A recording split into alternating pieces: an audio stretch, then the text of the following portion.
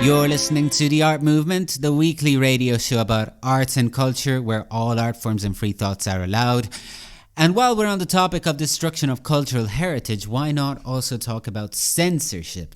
The two things are, of course, closely linked, at least in my mind. And the topic of Gone with the Wind being taken off HBO Max has caused much outrage and sparked much debate among film fans and other people. Now, Gone with the Wind is not just another film, it's one of the most legendary features in Hollywood history. And it would still reign supreme as the US's most successful Hollywood blockbuster in history when adjusted to inflation.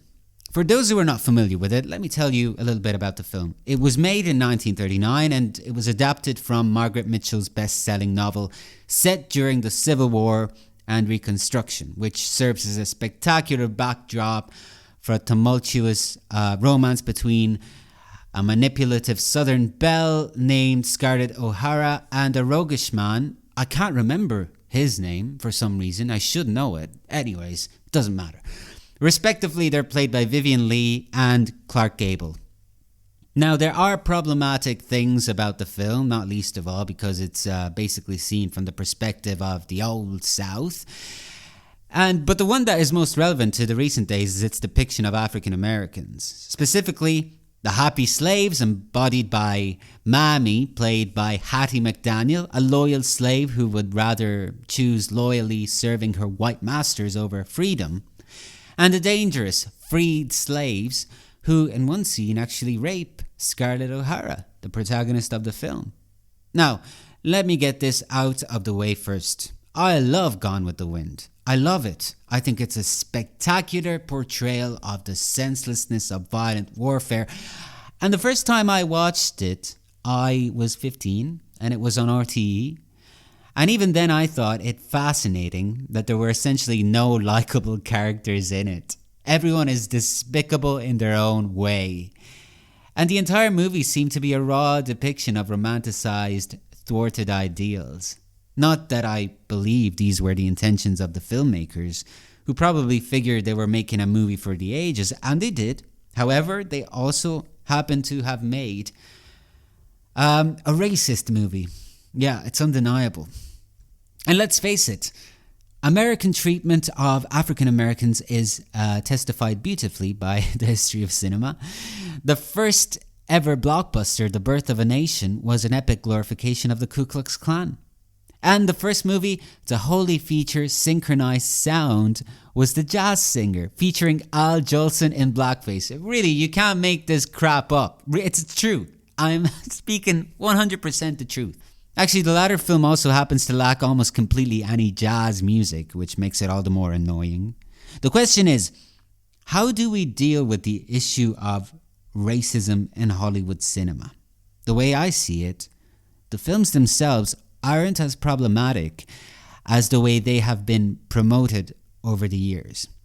You can still watch and enjoy Gone with the Wind, but rather than seeing it as a spectacular romance, see it as a portrayal of flawed human nature.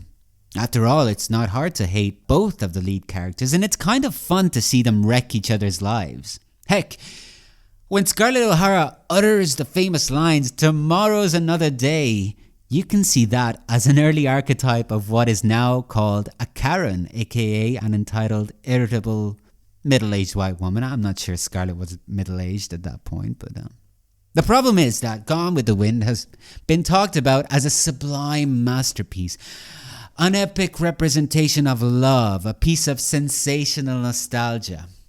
Everything about it has been elevated to mythology, from the casting of Scarlett O'Hara to the succession of directors that helmed the projects from its initial stages to the final work.